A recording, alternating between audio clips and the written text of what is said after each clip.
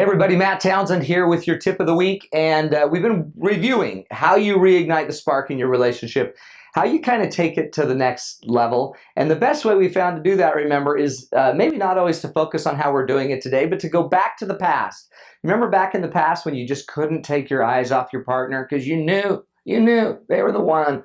You knew you needed them. Do you remember those days? Oh, wouldn't you give anything to reignite those fires again? Well, let me give you a little tip that might help you do that. There was a little thing you used to do back then that you probably don't do nearly as much today. It is looking into each other's eyes. Eye to eye is one of the most powerful ways I've ever found to connect yourself to somebody. Especially, that's the window to the soul, right?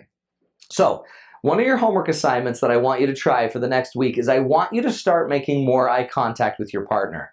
Eye contact's a very personal thing, and in fact, it's kind of risky. But back in the day, you used to do it all the time because you knew you saw heaven in their eyes every single time you looked at them. So we want you to get back to those days. More eye contact. In fact, you may even notice when you're in an argument with your partner or when you're not agreeing or you don't like each other, you won't even look at each other. You walk by each other pretending like, la, la, la, la, la. This is not going to happen. And so I want you to reconnect with some eyes, and it's crazy. I'm going to give you an assignment, and you need to accept this because it will change your life forever. I want you and your partner to go eye to eye. Oh, geez. And I want you to face each other. And you're going to spend 7 minutes. Turn on the timer, have your kids go to bed. And for 7 minutes, I want you to look in their eyes. And I don't want you to say a word. You're not allowed to talk. You're not allowed to chortle. You're not allowed to snort. You're not allowed to laugh. You just look into each other's eyes. And for 7 straight minutes, you're just going to ask yourself a question. What is it like to be my partner? What's it like to be my partner married to me? And I want you to be influenced by it. I promise you, you will. There's something very powerful when you look in the eyes of somebody you love, that you've committed your life to, and when you're staring into each other's eyes for 7 straight minutes and you're not allowed to bail out with funny silliness, it changes you. And then all of a sudden, you'll kind of get comfortable with it. When you get comfortable looking into your partner's eyes, it's pretty powerful. It's also a really strong key to finding intimacy in your marriage.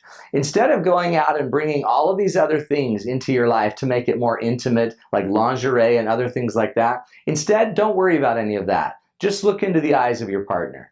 There's something powerful about knowing that you are connected to another being, another person that is so important to you and so valuable. And one of the best ways I've ever found to recapture that is to look into the eyes. It's the soul, right? You're going to get a really good picture of who they are. So that's your assignment. I know it sounds a little weird, but we need a lot more eye contact. In fact, ladies, if you're talking to your partner and you want to make sure they actually are listening, make sure you're looking in their eyes. My wife doesn't count any conversation where we're not eye to eye as real. It's just a bunch of fakery. Okay, so your homework assignment, eye to eye, 7 minutes. Ask yourself, what's it like to be them? That's your tip for the week. Thanks for listening, folks. You can always find us more and more ideas about these topics on matttownsend.com. We'll see you there.